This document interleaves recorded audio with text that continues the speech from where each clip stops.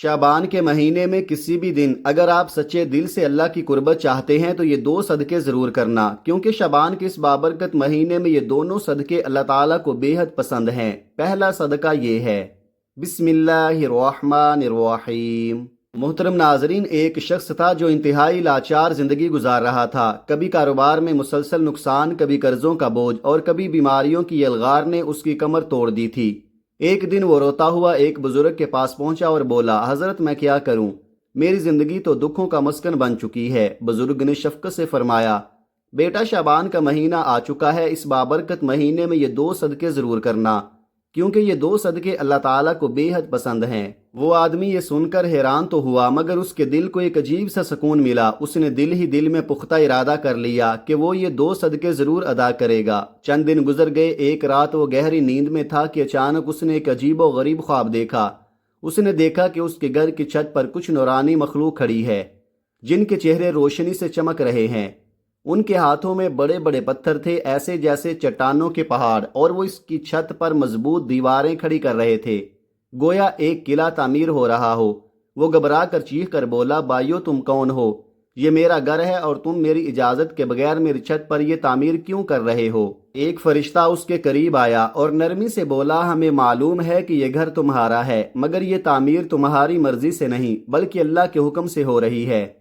अल्लाह ताला ने हमें भेजा है, क्योंकि तुमने जो सदका देना शुरू किया है उसके बदले में हम ये सब बना रहे हैं। तो मोहतरम नाजरीन, जब हम सदके का नाम सुनते हैं तो हमारे जहन में सबसे पहले क्या आता है? माल, दौलत, कपड़े या खाना। हम यही समझते हैं कि सदका सिर्फ पैसे देने का नाम है, लेकिन क्या आप जानते हैं कि ये सोच अभी अधूरी है? क्या आपने कभी गौर किया कि कुछ ऐसे सदके भी होते हैं जो माल के बगैर भी किए जा सकते हैं? ऐसे सदके जो हर इंसान हर हाल में कर सकता है। ज़रा दिल पर हाथ रख कर सोचिए, अगर सदका सिर्फ माल देने का नाम होता तो एक गरीब इंसान अल्लाह का महबूब बंदा कैसे बन सकता? शाबान का महीना हमें एक ऐसी हकीकत की तरफ ले जाता है जो हमारी सोच बदल कर रख देती है।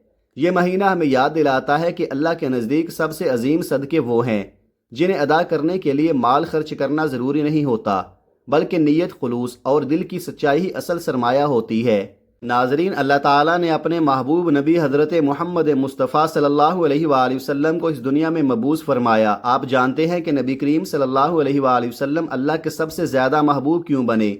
इसलिए कि आपने अपनी पूरी ज़िंदगी में दो ऐसे सदके दिए जो न सिर्फ आपकी सुन्नत हैं बल्कि अल्लाह ताला को सबसे ज़्यादा महबूब भी हैं। मगर सवाल ये है कि वो दो सदके आखिर कौन से हैं? क्या आपने कभी ये चाहा कि आपकी दुआएं तेज़ी से कबूल हों, आपके दुख कम हो जाएं, आपकी ज़िंदगी सुकून और इत्मीनान से भर जाए? अगर हाँ, तो जान लीजिए कि इसका राज इन्हीं दो सदकों में पोशीदा है। ये वो दो सदके हैं जो नबी करीम सल्लल्लाहु अलैहि वसल्लम की सुन्नत भी हैं, आपकी आदत भी, और अल्लाह के नज़दीक सबसे ज़्यादा पसंदीदा अमल भी यही हैं। अगर आपने अपनी ज़िंदगी में इन दो सदकों को शामिल कर लिया तो यकीन जानिए आपकी दुनिया बदल जाएगी, आपकी कब्र नूर से भर जाएगी और आप आखिरत में भी कामयाबी से हमकिनार होंगे। दुनिया में हर इंसान की यही ख्वाहिश होती है कि उसकी ज़िंदगी खुशहाल हो, उसके घर में सुकून हो, रिज्क में बरकत हो, औलाद नेक और फर्मा बरदार हो, बीमारियों से निजात मिले और कारोबार में तरक्की नसीब हो। तो याद रखिए, जब इंसान अपनी ज़िंदगी में सदका देना शामिल कर लेता है तो उसकी ज़िंदगी संवरने लगती है, क्योंकि सदका वो कुंजी है जिससे बंद ताले टूट जाते हैं, बंद रास्ते खुल जाते हैं, मुसीबतें टल जाती हैं और रहमत व बरकत नाजिल होने लगती है। सदका सिर्फ रुपया या पैसा देने का नाम नहीं, बल्कि ये अल्लाह की बारगाह में अपनी मोहब्बत, अपनी आजिज़ी और अपनी चाहत पेश करने का नाम है। जो भी सदका करता है अल्लाह ताला उसके लिए ऐसी राहें खोल देता है जो इंसान के वहम व गुमान में भी नहीं होती। इसलिए बुजुर्ग फरमाते हैं कि सदका मुसीबत को आने से पहले ही रोक देता है। नाजरीन, ख़ास तौर पर शबान के महीने में जब ये सदका किया जाता है तो अल्लाह की रहमत पहले से कहीं ज़्यादा बढ़कर बरसती है। यही सदके की असल ताकत है। मगर आज जो दो सदके हम आपको बताने जा रहे हैं वो इससे भी कहीं बढ़कर हैं। उनके लिए न पैसों की ज़रूरत है, न माल की, ना ही जेब पर कोई बोझ पड़ता है। ये वो सदके हैं कि अगर शबान के महीने में अदा कर लिए जाएं तो अल्लाह ताला इंसान को अपने ख़ास महबूब बंदों में शामिल फरमा लेता है। और यही वो सदके हैं जो नबी करीम सल्लल्लाहु अलैहि वसल्लम की ज़िंदगी का मुस्तकिल मामूल थे। अब सवाल ये है कि आखिर वो दो सदके कौन से हैं? नाज़रीन, शबान का महीना महज एक तारीख़ या दिनों का मजमुआ नहीं, बल्कि पूरी इंसानियत के लिए रहमत, सुकून और खुशबुओं से भरा हुआ एक अजीम ख़जाना है। اگر آپ چاہتے ہیں کہ شعبان کا یہ مبارک مہینہ آپ کے لیے برکتوں کا سبب بن جائے، رحمتوں کے دروازے کھول دے، تو سب سے پہلا صدقہ یہی ہے کہ اپنے دل کو کشادہ کر کے دوسروں کو معاف کر دیں۔ یہ ایسا صدقہ ہے جس کے لیے نہ جیب سے کچھ خرچ کرنا پڑتا ہے، نہ سونا چاندی دینا پڑتی ہے، مگر اس کا اجر اور ثواب اتنا عظیم ہے کہ انسان کی پوری زندگی بدل کر رکھ دیتا ہے۔ معاف کرنے والا انسان اللہ کا محبوب بندہ بن جاتا ہے۔ حقیقت یہ ہے کہ شعبان کا مہینہ دراصل معافی اور درگزر کا مہینہ ہے۔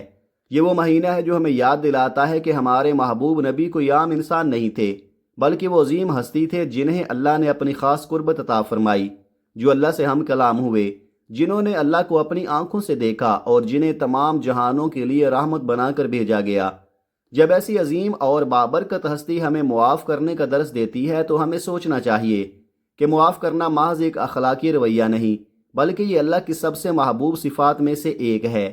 اللہ خود غفور اور رحیم ہے، وہ اپنے بندوں کو معاف فرماتا ہے، اسی لیے وہ چاہتا ہے کہ اس کے بندے بھی ایک دوسرے کو معاف کریں۔ نبی کریم صلی اللہ علیہ وآلہ وسلم نے فرمایا کہ جو دوسروں کو معاف کرتا ہے اللہ اسے عزت عطا فرماتا ہے، اور یہ بات بالکل سچ ہے کہ بدلہ لینے سے شاید وقتی سکون مل جائے، مگر اصل عزت، اصل بلندی اور اصل کامیابی معاف کر دینے میں ہی ہے۔ شعبان کا مہینہ ہمیں یہی پیغام دیتا ہے کہ دلوں کے دروازے معافی کے لیے کھول دو، تاکہ اللہ تعالیٰ بھی اپنی رحمت کے دروازے تم پر کھول دے۔ اگر آپ چاہتے ہیں کہ آپ کی دعائیں قبول ہوں، آپ کی زندگی سے پریشانیاں دور ہو جائیں، رزق میں برکت آ جائے اور گناہ معاف ہو جائیں، تو دوسروں کو معاف کرنے کے صدقے کو اپنی عادت بنا لیں۔ آپ نے خود دیکھا ہوگا کہ جن گھروں میں معافی اور درگزر کا ماحول ہوتا ہے وہاں سکون اتر آتا ہے، محبت بڑھنے لگتی ہے اور برکتیں خود چل کر آتی ہیں۔ نبی کریم صلی اللہ علیہ وآلہ وسلم کی سنت کو اپناتے ہوئے شعبان کے اس بابرکت مہینے میں یہ عہد کر لیں کہ آپ اپنے دل میں اگر کسی کو جگہ دیں گے تو صرف محبت کے لیے، نفرت کے لیے نہیں۔ میری بات یاد رکھیے، معاف کرنا صرف دوسروں کے لیے آسانی پیدا کرنا نہیں ہوتا، بلکہ یہ خود اپنے لیے بھی سکون، نور اور برکت کا ذریعہ بن جاتا ہے۔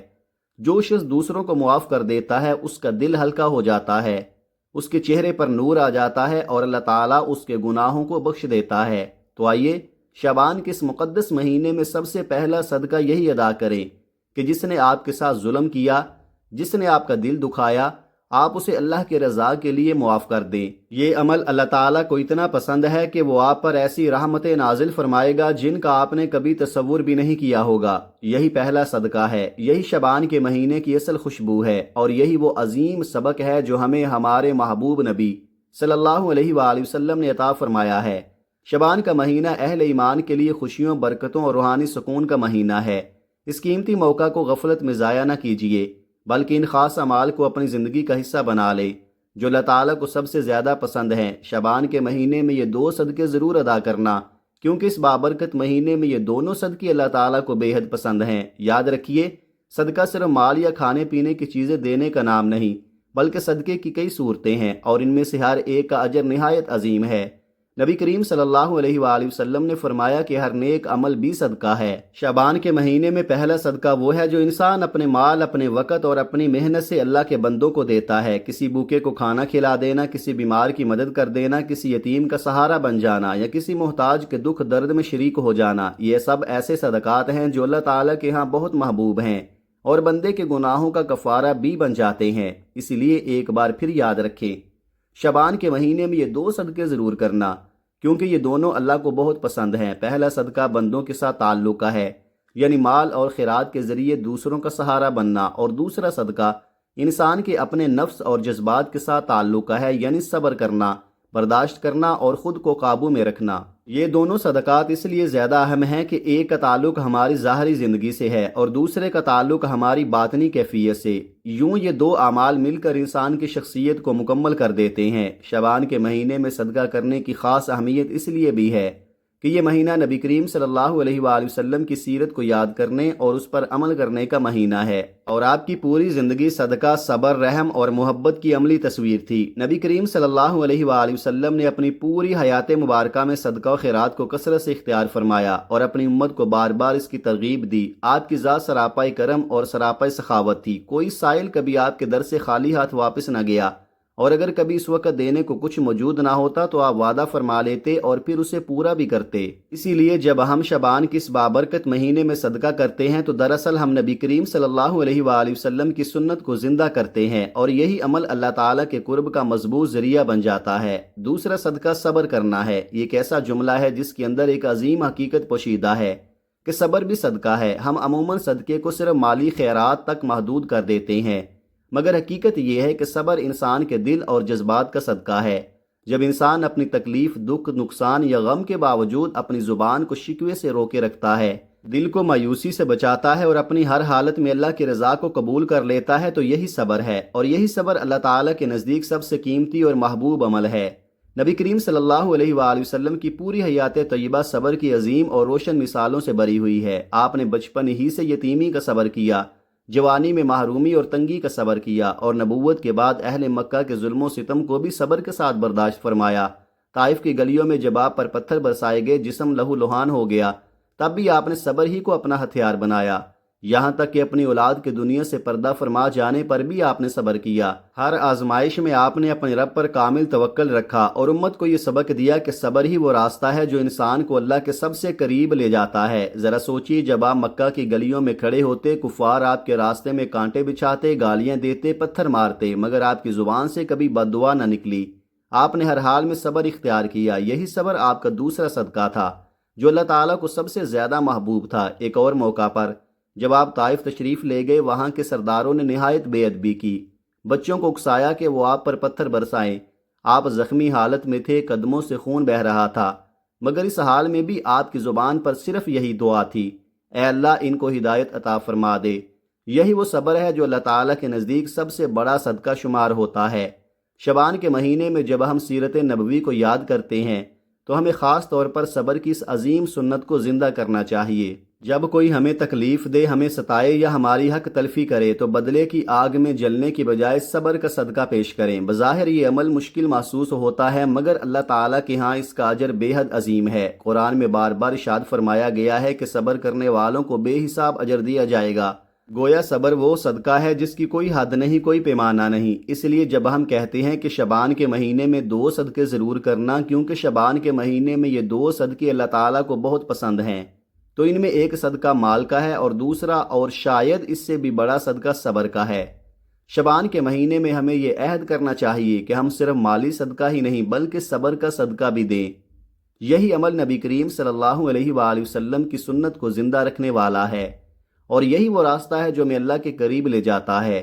اللہ تعالیٰ اس بابرکت ماہ کے صدقوں کے ذریعے ہم سب مسلمانوں کی تمام پریشانیوں کو دور فرمائے، ہماری زندگی میں خوشحالیاں اور برکتیں نازل فرمائے، آمین۔ دعا ہے کہ اللہ تعالیٰ میرا سنانا اور آپ کا سننا اپنی پاک بارگاہ میں قبول و منظور فرمائے، اور آخر میں اللہ تعالیٰ سے دعا ہے کہ وہ ہمارا خاتمہ ایمان پر فرمائے۔ اللہ تعالیٰ ہم سب کا حامی و ناصر ہو، آمین۔ اپنا بہت سارا خیال رکھیے گا، ملتے ہیں کسی اگلی ویڈیو میں، تب تک کے لیے اللہ حافظ۔ السلام علیکم ورحمۃ اللہ وبرکاتہ۔